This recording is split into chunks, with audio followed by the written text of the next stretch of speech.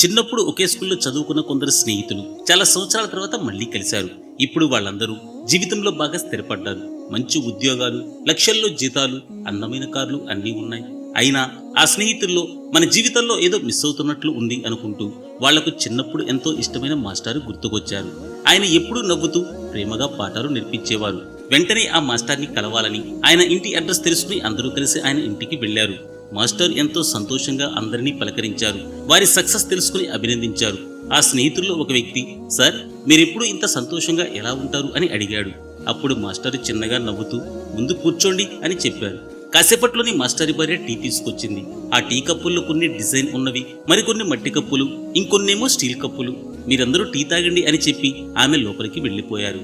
ఆ స్నేహితులు ఒక్కొక్కరిగా తమకు నచ్చిన కప్పులను ఎంచుకుని టీ తాగటం మొదలుపెట్టారు. కొంతమందికి డిజైన్ ఉన్న కప్పులు, మరికొందరికి స్టీల్వి, ఇంకొందరికేమో మట్టి కప్పులు వచ్చాయి. ఆ టీ కప్పులను ఒకరివి మరొకరు చూస్తూ మంచి డిజైన్ ఉన్న టీ కప్పు మిస్ అయ్యామని ఆలోచిస్తున్నారు. అప్పుడు మాస్టారు నవ్వుతూ, చూడండి, ఇంతకు ముందు మీరు నేనెప్పుడు సంతోషంగా ఎలా ఉంటారు అని అడిగారు. దానికి సమాధానం ఇక్కడే ఉంది. చూడండి, మీరందరూ మీరు తీసుకున్న కప్పును వదిలేసి ఇంకొకరి కప్పులను చూసి అసూయపడుతున్నారు. ఇదే జీవితం. టీ ఒక్కటే, కానీ మీరు అందంగా కనిపించే కప్పుల కోసం పోటీ పడుతూ టీ తాగడమే మర్చిపోయారు. ఇంకొంతమంది తాము తీసుకున్న కప్పును వదిలేసి ఇంకొకరి కప్పులను చూసి అసూయపడుతున్నారు.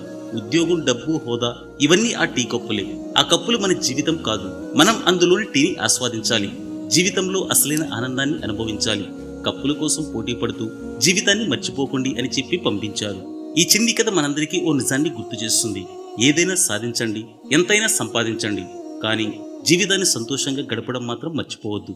ఏమంటారు?